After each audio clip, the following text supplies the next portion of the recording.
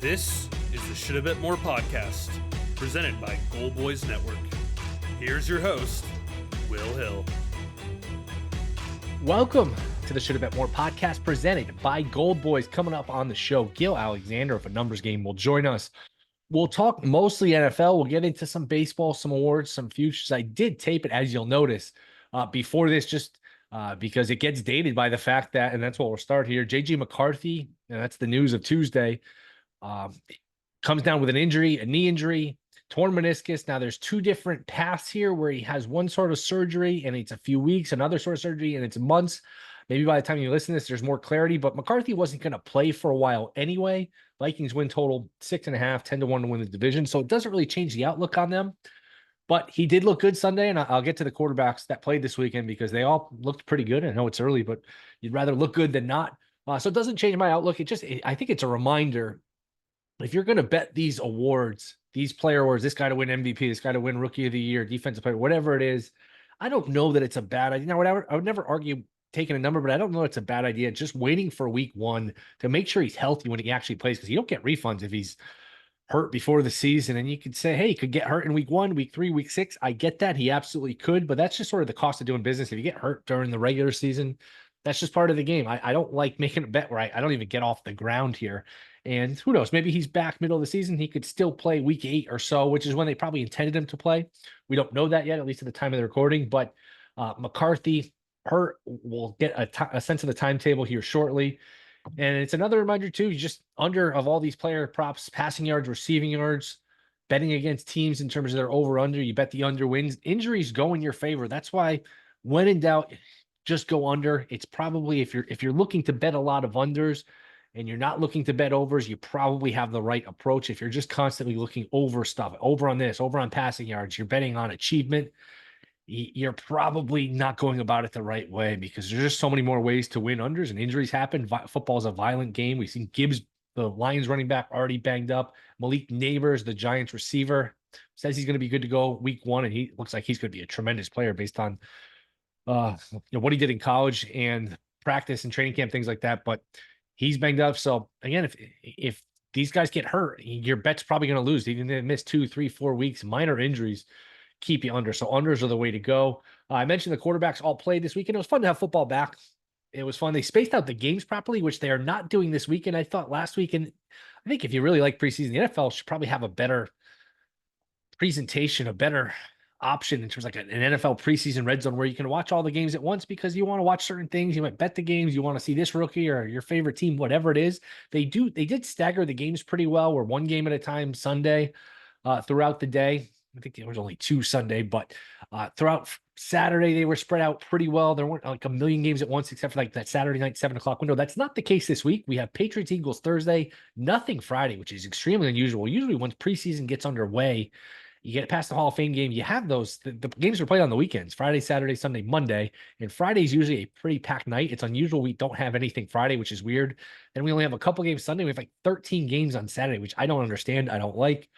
I'll get over it. They're not going to listen to me anyway, but it is interesting. It is unusual. And like I said, the quarterbacks played well. Knicks looked pretty good. And there are some books that still have Knicks up -200. If you have enough books, -200 for Denver to start Knicks week 1.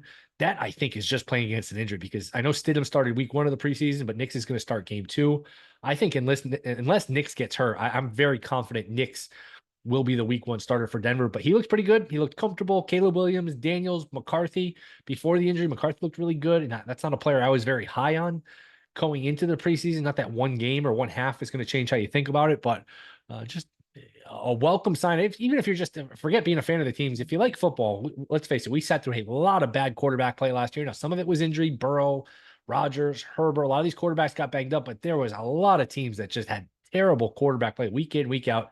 It makes the game hard to watch. So hopefully these quarterbacks hit. I know that's not usually the way it goes. If there's 4 or 5 first rounders, chances are 1 or 2 will be good, 3 will be bad, 1 will be okay, something like that, where if you're hitting 50%, that's high on these quarterbacks. You just go through the drafts, first round after first round through the years. A 50% hit rate is very generous. It's more like 30, 40%, depends on what you count as being successful throughout the course of these drafts. So maybe we'll get lucky. Maybe there'll be an anomaly, and maybe 4 of the 5 will be good. What was there? 5 quarterbacks with I think there were 5 with Penix and Nix after McCarthy and Daniels and, of course, Caleb Williams. So maybe 4 of the 5 are good and we get lucky. So who knows? Can't base it off 1 week, but it was an encouraging sign, at least for those guys to play well. So you just keep an eye on this injury news really throughout training camp and all this, because this is a time of year where a lot of people making their last minute bets. A lot of people, unless you're a diehard, maybe you haven't bet that much NFL and you say, all right, season's about to start, I want to have some bets. Well, you might be at the point where, hey, let me just make sure, unless you're betting it under, if you want to bet something optimistic, hey, let me just make sure I get through camp with no injuries. If you're doing your fantasy football drafts, injuries are obviously important. So fun to have it back. I really don't understand the schedule this week. It's very strange. But as far as a betting standpoint, I don't really change my opinion on the Vikings. I still think that's a really good roster. I'm not a Darnold fan, but if O'Connell can get a lot out of him, who knows? It's a tough schedule, but if you're looking for a real long shot, DraftKings has lead the league in passing yards. Darnold is 85-1. I think the thought process there was, hey, who knows if he even starts? Even if he does, McCarthy plays halfway through the year.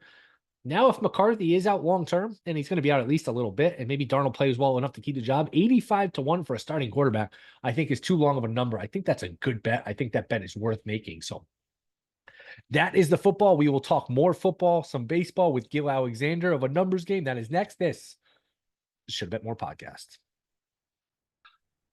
All right, Shoulda Bet More podcast. We are back, and he is back. You can catch him on A Numbers Game at Beating the Book. It is the great Gill Alexander. He joins us now. Gilly, I appreciate you coming on. What's going on? How are you? Thank you for having me, sir. I appreciate it.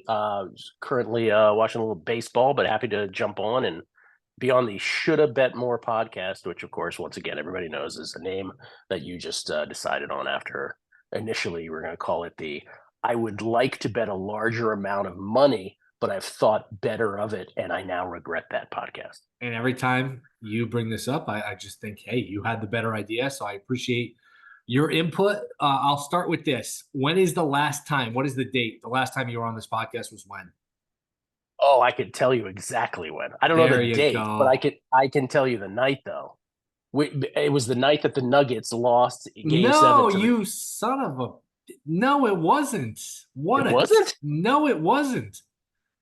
It was a memorable date. Yes. I was on after that? Mm-hmm. Oh, man. You're waiving your appearance fee, by the way. How do I not remember this? I was so traumatized by that one. I still can't get it out of my mind. Should I reveal the answer to you? Please, yes, please do. June 30th. Oh, yeah. The morning of June 30th. The morning of June 30th. You had an Astros most wins in June bet.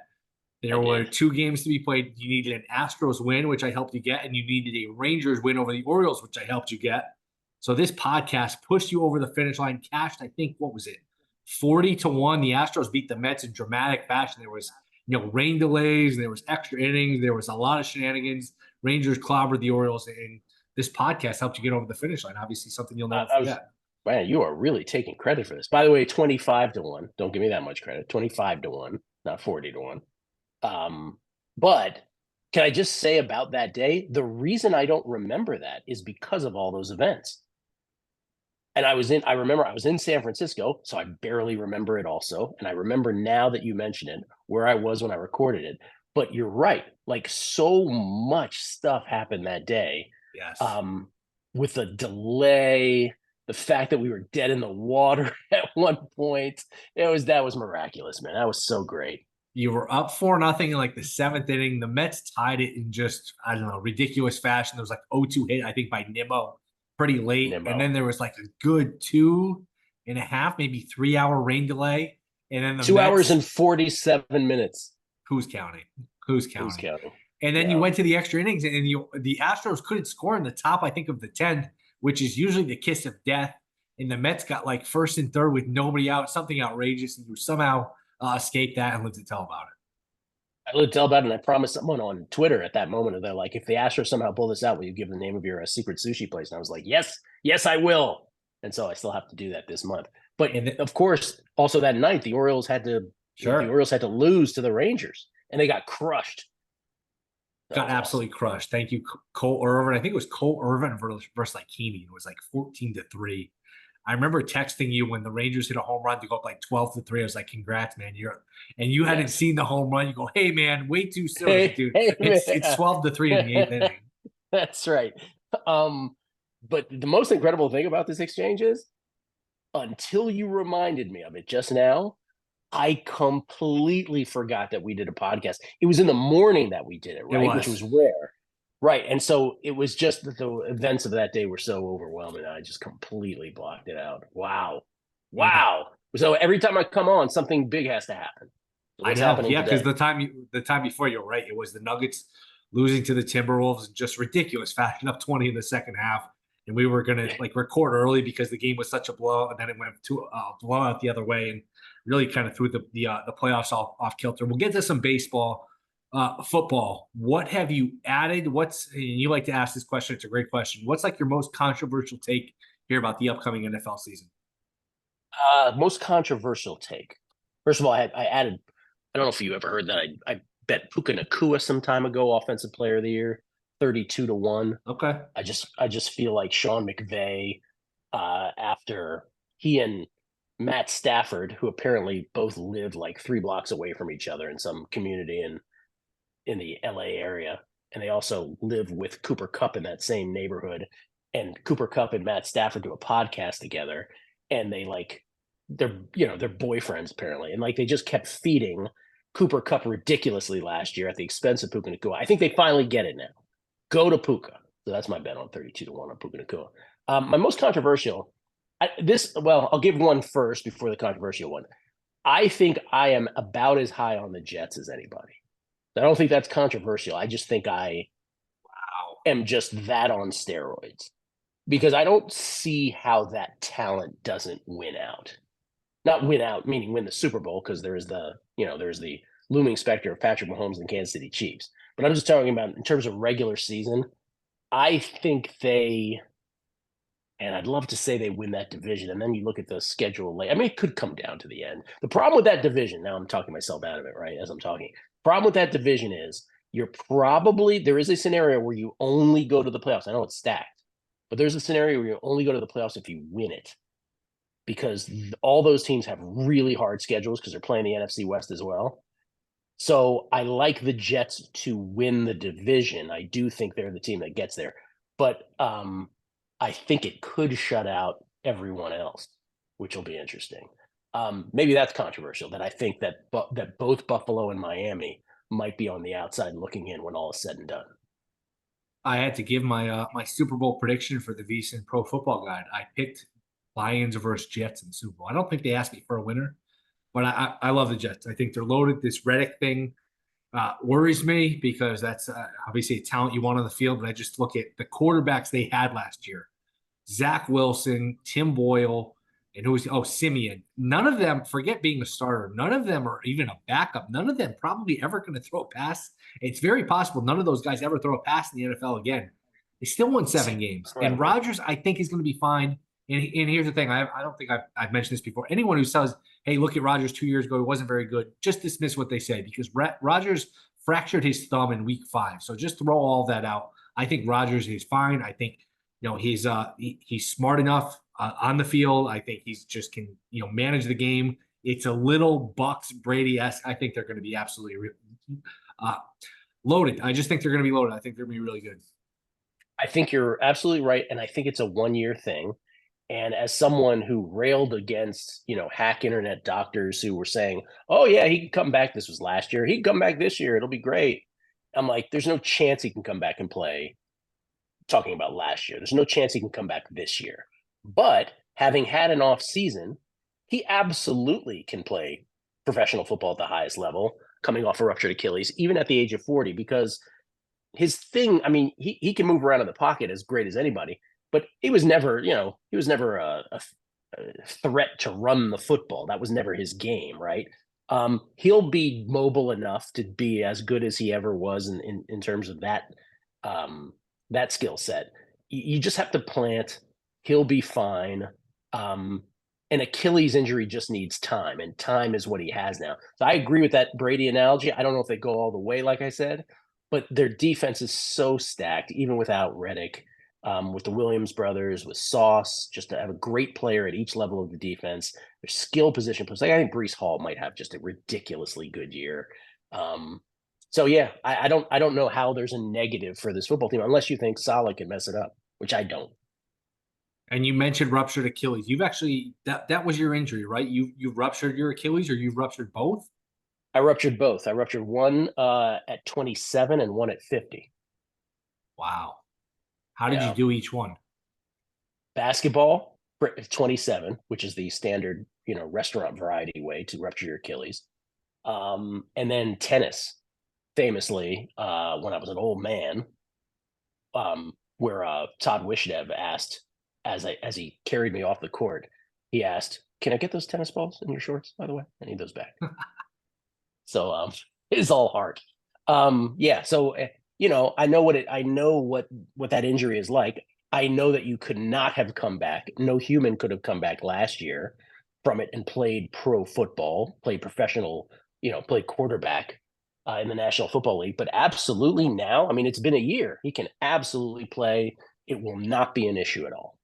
So you have unique insight to this. What are some of the things that like you can take from your experience where, hey, he can do this, he cannot do this, this will be fine, this he won't be fine. Like what is your takeaway here? Well, I mean, if they played professional football on a beach with sand, he would have difficulty, right? Like that's the hardest thing. Like you never realize, like when you're barefoot on sand, how difficult that motion actually is. Dealing with the resistance, is that what you mean? Yeah. So and you have no, you don't have the support of a shoe, right? So you're like, oh, like because when I was a young man and I ruptured the first one, that was the last thing that I did. Well, I remember just thinking like, oh man, I can like barely walk on this. Wow. And then you get used to that as well when it strengthens. But as far as, movement, medicine has changed. In the 90s when I ruptured my first, they told you 6 months, don't do anything. Just it might re-rupture. Don't do a thing. And you got fat for 6 months. By the time 2 decades went by, they're like, get right back in there, go crazy. And that's, and Aaron Rodgers, the most innovative, progressive medical thinker we've had in our lifetimes, of course. He, of course, was doing everything possible to improve it. He actually thought he could come back last year. Thankfully, cooler heads prevailed, and they didn't have to. Well, not cooler heads, but they didn't get to a point where they would have needed to. So yeah, he'll be fine because it's just mental, and I'm sure he's already practiced enough, and he will be able to do everything you can as a professional quarterback. He can plant, he can move inside the pocket, he can run. It won't be fast, but he never was. Like I said, that's not his game. So if the Jets are to fail, it will not be because of that. Not to get too off topic, because it's a betting show, not a medical science show. But why does it rupture? No one. That's a great question. No one really knows. Okay. Right. So no one really. It's a very strange injury because you can be a weekend hack like myself and do it, or you can be Dominique Wilkins, who ruptured his Achilles. And most people say, "Oh, you have to stretch more." Okay, well that's probably true. Probably wasn't stretched out in that particular moment. But Dominique Wilkins, greatest athlete in one of the great athletes in the world when he ruptured his. So that wasn't a question. I mean, was he cold that night? And he just took a strange movement. That's the thing. All it takes is a little strange movement, and it's my dad ruptured his when he was late in life. So maybe there's a genetic thing. Yeah. Where not enough blood goes to your lower extremities. Nobody really knows. Dan Marino threw a pass, admired the pass, and then fell to the ground. So it's very strange. Yeah, I mean, we've seen a lot of non-contact stuff where I think Teddy Bridgewater, remember he had that devastating leg injury where it's like, man, and I think it was 2016 that they had to trade for Bradford, and Vikings were an up-and-coming team, and they were like, if they didn't get him immediate medical attention, he might have lost his leg, and that was non-contact. Cousins last year was non-contact. So, I mean, who knows with any of this stuff? NFL-wise, let me ask this, who is your most confusing team where you could just see any just outcome of results? Oh, I got a lot of those. Me too. I mean, I got a lot. And I feel like I have more of those this year than I might have ever had before. The Washington Commanders are one of them. I think there's a world where they stink because their defense has a lot of question marks. And I think there's a world where they're super competitive if Jaden Daniels is tremendous. And I think there is a world where Jaden Daniels is tremendous because by the way, he could accumulate a lot of stats because that defense is going to be suspect. It's going to be off the field a lot. The thing though about Jaden Daniels that I worry about though is Cliff Kingsbury is the offensive coordinator. And I don't know what your thoughts are on Cliff Kingsbury, but if you think about it, he managed to make Patrick Mahomes not as draftable as he should have been. He kind of sabotaged Kyler Murray a bit. And then he was a hero at Texas Tech, and even they fired him. That's right. And then, I just see Caleb Williams was best when he was like out of structure at USC. So I do wonder how much of it's going to be improv with Jaden Daniels. But they got players on offense. I don't know. They could be, dude, if you told me they were 5-12, or if you told me they were 9-8, I'd be like, sure. Sounds about right. But another team I've turned on is the Chargers. I initially thought, I was like, well, maybe this is the year, but man, they don't have any weapons. No. They don't have any weapons on offense. So could Harbaugh somehow figure out something here and make them respectable? Yeah, but if they stunk, I wouldn't be that surprised. The Jaguars are always a team that I wonder how they'll end up. Will they finally drop a little bit, or will they continue to be like a borderline playoff team, maybe even win a division?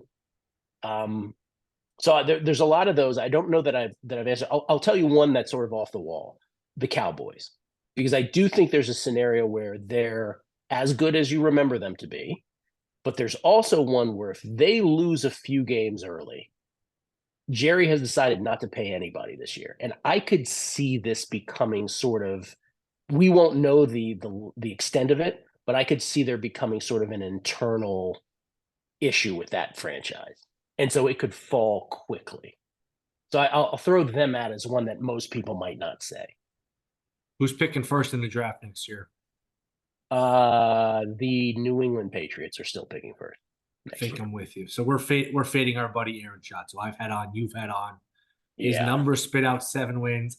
I know they're good on defense. I can't see it. That was probably his most controversial take, I think. Yeah, it was. Because again, what's their season win total is 4.5. So, I mean, that's a big alternate season win total over. But I don't know how they score with any kind of regularity to win that many games. And they were really good on defense last year, and that's part of the projection. But I mean, say what you want about Belichick, the offense, the rosters, you could say the game pass, but you could say all that stuff, and some of it's true, maybe some of it's not. He was still a good defensive mind, and that defensive mind is going to be replaced.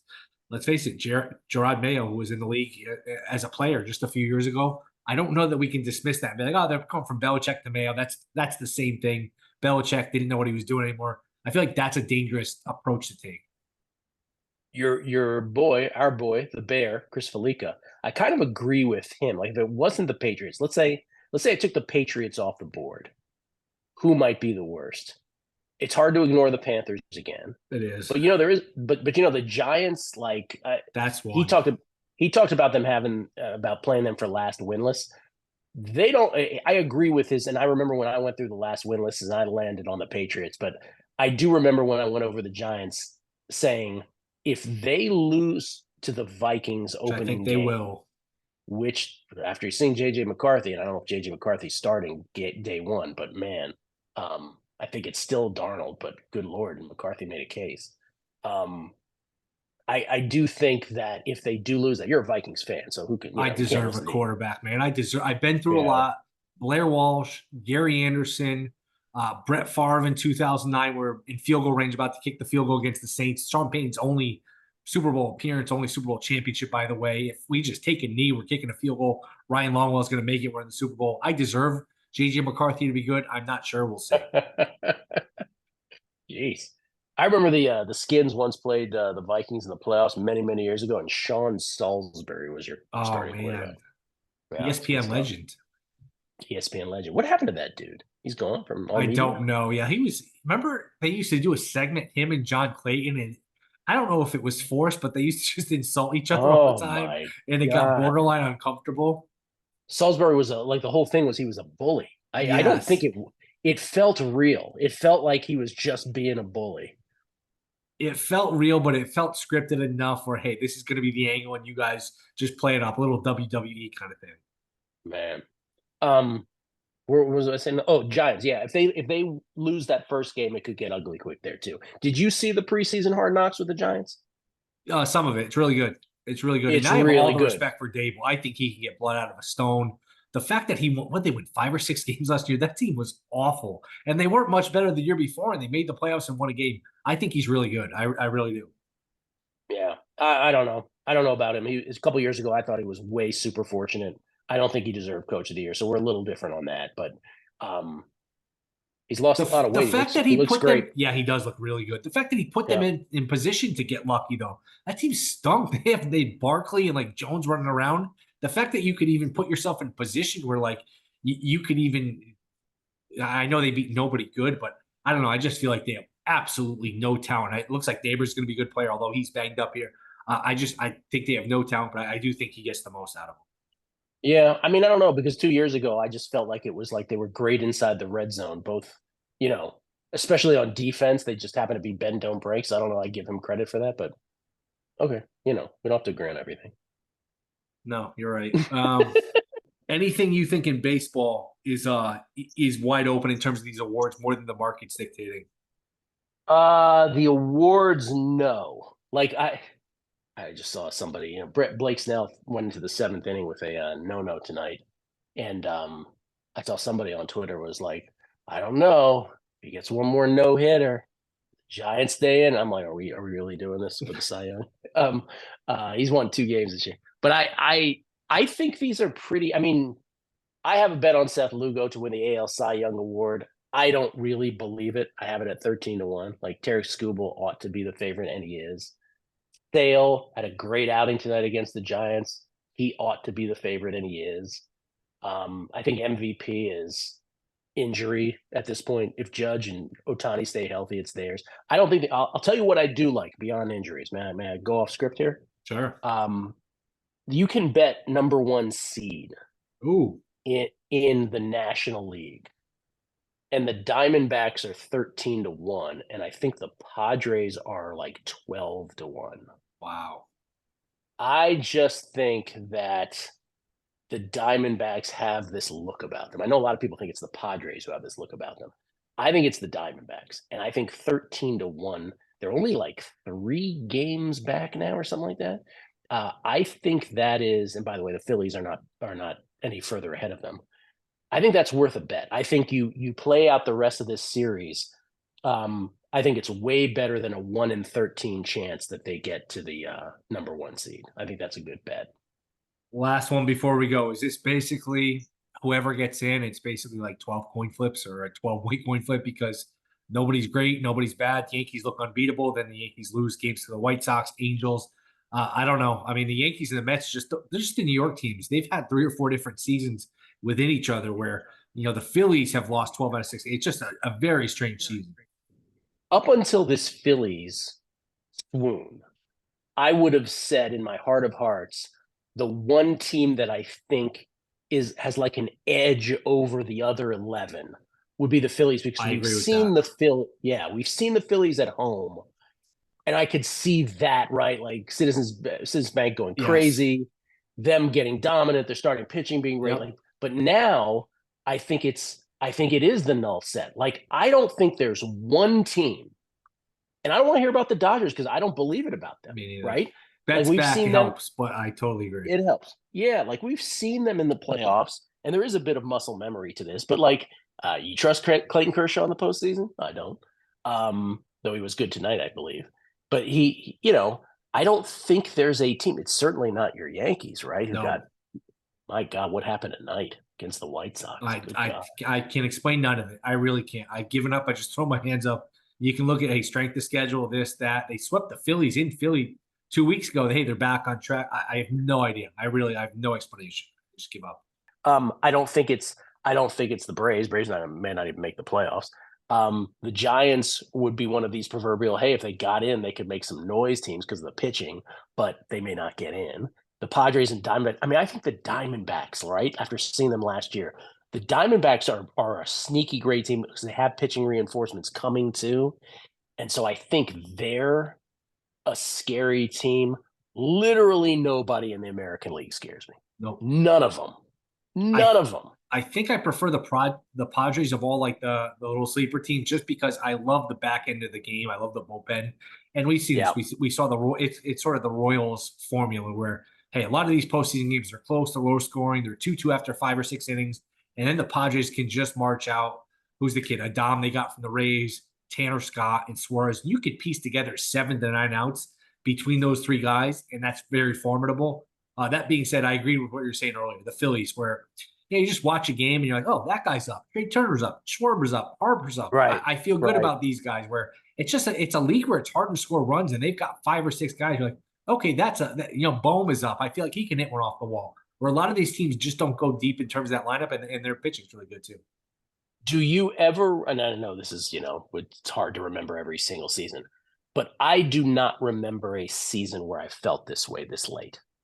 Ever. No, I agree with that. I would agree with that. This is always somebody. Now that will change in the postseason where you think, oh no, but this team can pull off an upset. But like we usually go into the postseason with a defined couple teams that are like, okay, yes, they're the ones to beat. We just don't have that this year. It's pretty amazing and makes it awesome. Plus, I think the format up until a couple of years ago was the perfect format where 2 wild cards, they would play to the death. You get basically, 3 division winners? It's essentially 4 playoff teams. They call it 5. But I just thought that cutoff point was enough where, hey, you probably got to win 87, 88 plus games. The bar was high enough. There was a punishment for being a wild card. Now I just think that extra team in each league just rubs me the wrong way. I agree completely. It is cruel.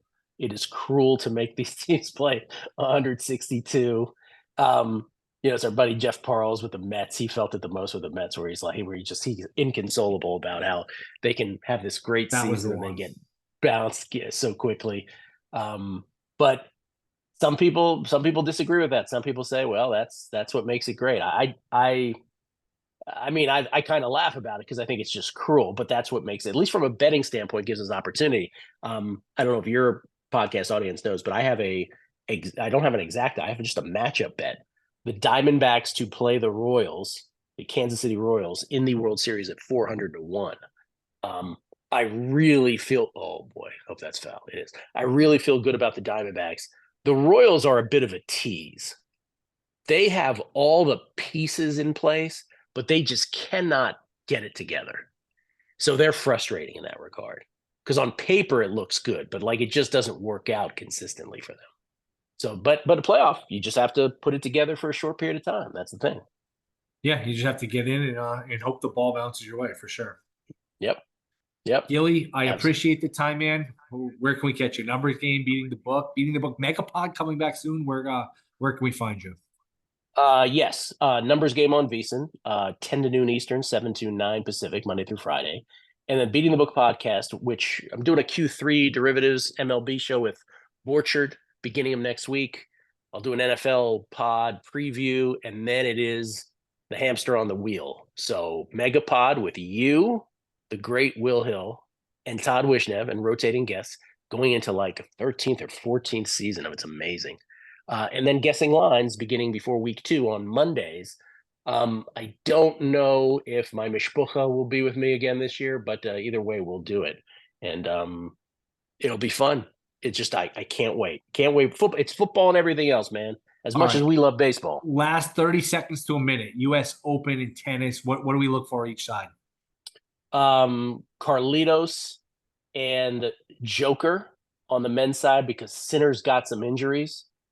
And even though the U.S. Open has been a tournament where like the Medvedevs of the world and the Dominic teams have won, I still think it comes down to Alcaraz and Djokovic, because this is going to be running out now for Djokovic. After his gold medal, these are the last competitive ones coming up. He's got his crown jewel. And then on the ladies' side, it's going to be fantastic because Sabalenka is a co-favorite. Iga Swiatek, who's won a U.S. Open, is a co-favorite. And, you're going to get some of these players are playing really well right now on hard courts. And someone like Amanda Anisimova or Naomi Osaka, there's going to be a name, Jessie Pegula, that no one's expecting who's going to get really deep. But Iga and Arina Sabalenka are the justified favorites. Gilly, you're the man. Appreciate the time. Thanks for coming on. Thank you, brother. All right, that'll do it. Thank you to Gill Alexander. We will be back Friday. Rate, review, subscribe. See you Friday.